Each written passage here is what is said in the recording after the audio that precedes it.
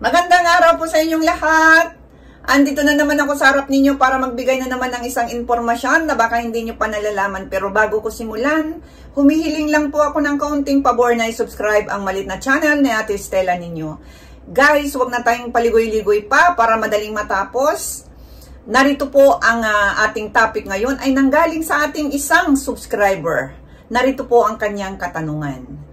Itanong ko lang, madam, kung ano ang nagpapasaya sa babae sa panahon ng bakbakan para mabilis siyang sumirit. Yan po ang kanyang katanungan. So, kung paano ba raw mapapasaya ang isang babae.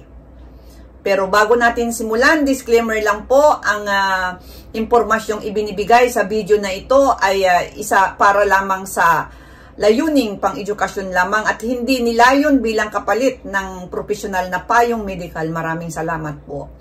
So, ayon sa aking pagsaliksik o sa mga pag-aaral, isa sa pinakamahalagang aspeto ng relasyon ay ang komunikasyon.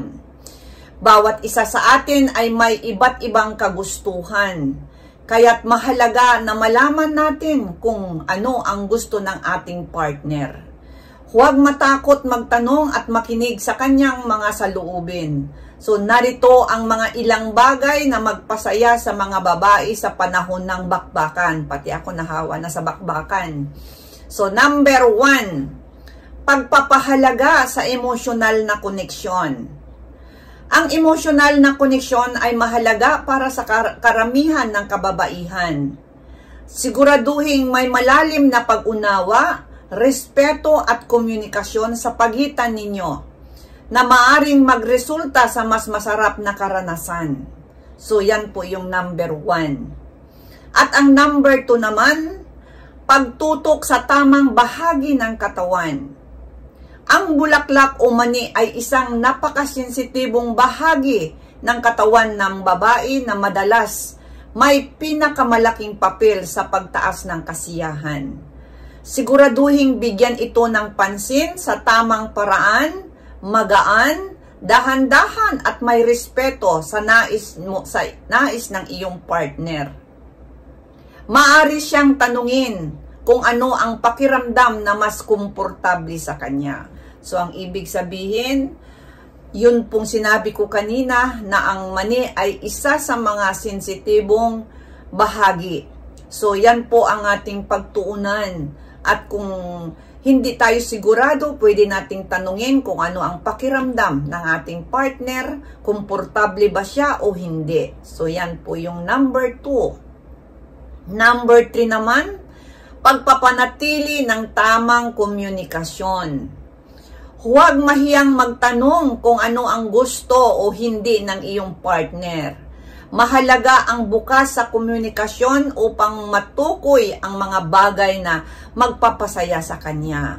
So, ang ibig sabihin, kahit po nasa bakbakan na, nasa tamang komunikasyon pa rin. Pwede pa rin kayong magkaroon ng komunikasyon na kung ayaw talaga ng partner ang ginagawa natin, huwag po nating pilitin. Kaya, kailangan po nating tanungin dahil kami namang mga kababaihan, kapag nasa ganun ng sitwasyon, ay talagang sinasabi na namin kung ano ang gusto. Ngunit kung hindi naman tinanong, tapos ang partner naman ay sige na lang ng sige, no?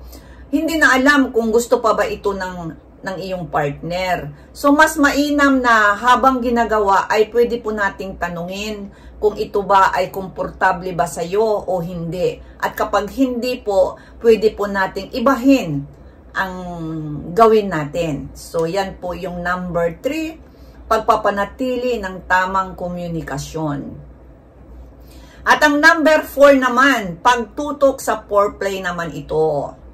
Bago ang aktual na bakbakan na aktibidad, mahalaga ang pagtutok dito. Hindi lamang ito tungkol sa pisikal na aspeto, kundi sa pagpapalakas ng emosyonal na koneksyon sa iyong partner.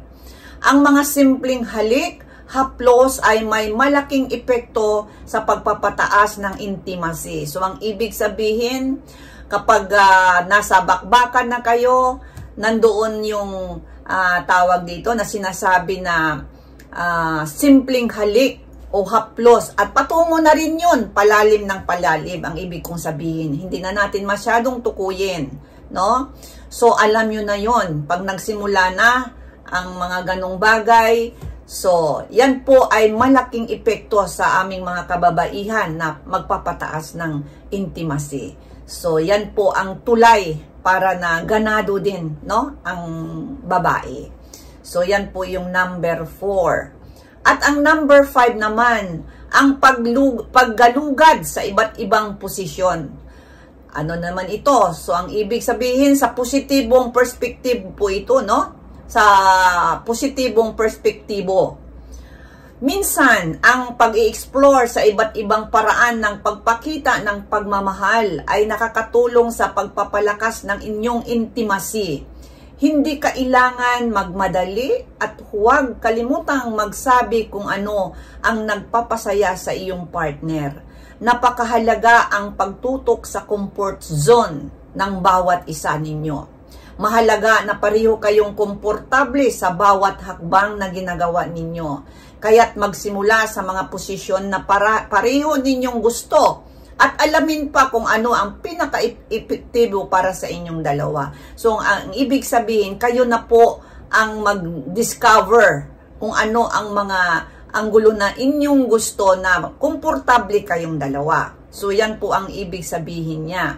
Kaya, doon sa mga wala pang nakakaalam, malaki ang maitutulong talaga ng pagpapalakas ng intimacy kapag pinapakita natin yung pagmamahal talaga, no? Kaya kailangan talagang mag-explore kung ano talaga ang mga nagpapasaya, hindi lang sa babae, kundi sa inyong dalawa, kung ano yung comfort zone na tinatawag.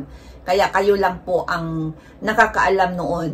So, yan po yun, ang paggalugad sa iba't ibang anggulo.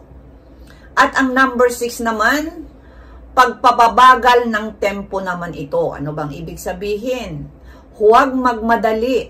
Ang mas mabagal at maingat na kilos ay kadalasang mas epektibo. Ibigay ang oras na kailangan para maabot ang rurok ng kasiyahan ng partner at para na rin sa iyo. So, ang ibig sabihin, huwag masyadong mabilisan.